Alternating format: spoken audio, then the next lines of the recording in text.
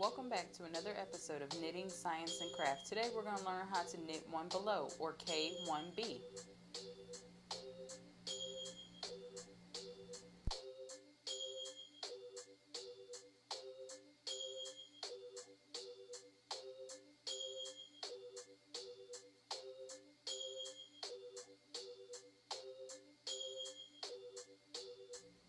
So we're going to insert our needle into the stitch below, and we're going to knit. Then we're going to let the other stitch slide off the left hand needle,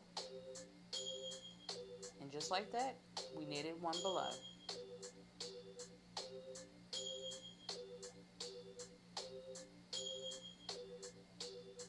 Thanks for watching Knitting, Science, and Craft.